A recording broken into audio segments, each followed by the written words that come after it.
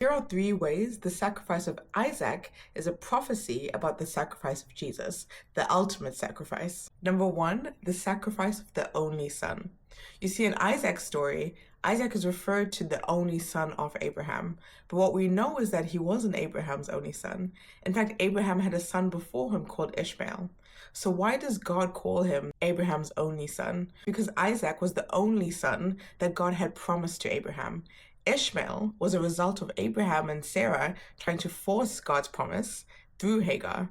Ishmael was not the son that God had promised. And therefore, when God says, take your son, your only son, he's referring to the only son that I have promised you. Similarly, God calls Jesus his only begotten son. But in the Bible, we hear of sons of God, and we are God's children. So doesn't God also have other children? Why is Jesus God's only son? Similar to Isaac, because Jesus was the only son that was promised to be able to fulfill what God was asking him to do at this time. Because every other child of God, every other son failed. We have Adam, Noah, Moses, Abraham, Isaac, Jacob, David.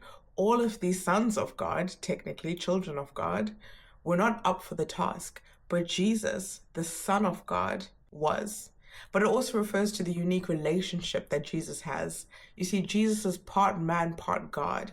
And therefore, when it says God's only son that shares an identity, shares his identity as God. So in both stories, we have the sacrifice of the only son. We also have the willingness of the only son. Even though Isaac wasn't entirely privy to his father's plan, Isaac was a young man. Abraham himself refers to Isaac as, I will take this young man up the mountain. In contrast, Abraham was very, very old. He was so old that he was surprised that he had another child. So here we have this young man and this old man, and this old man is trying to tie this young man down to pieces of wood, down onto a sacrificial altar. Now, Isaac is the fitter between the two, and therefore, if he was like, what is going on? I am not about to be sacrificed, he would have fought his father, and it would have been an easy fight. A lot of people think he just sat there because he was a child. He wasn't a child. He was a man. Therefore, his inaction actually represents his obedience to his father, his willingness to be used by his father as a sacrifice. In the same vein, we know that even though Jesus felt like it was a very heavy burden to carry, it wouldn't be for anyone, he said to God the Father, not my will, but your will be done. So, two only sons, two willing sons, willing to submit themselves to the wills of their father. And then the last one is the imagery around these two stories, namely an imagery of wood and an imagery of mountains. You see, both Isaac and Jesus carried wood on their backs as they ascended up to the point that they would be sacrificed.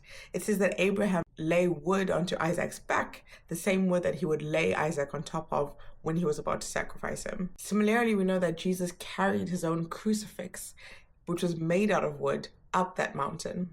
It's a minor detail, but from God's point of view, here come two only sons, two willing sons, carrying the wood, carrying their deathbeds on their back to their sacrifice. And the second imagery is that of the mountain. We know is that Isaac was supposed to be sacrificed on the Mount Moriah. Jesus was sacrificed on the top of Calvary. Moriah and Calvary are on the same mountain range. One mountain's here and the other mountain is here. This mountain range is a mountain range for sacrifices, the ultimate sacrifices. And it's for this reason that Abraham prophetically says, God, you are the God who will provide, Jireh or Yireh. He prophetically says, on the mountain of the Lord, God will provide. On the mountain of Calvary, God provided Jesus, his only son, ultimate sacrifice where no one else could be sacrificed. So when we say Jireh or Yireh, we're not just saying God who provides for my needs.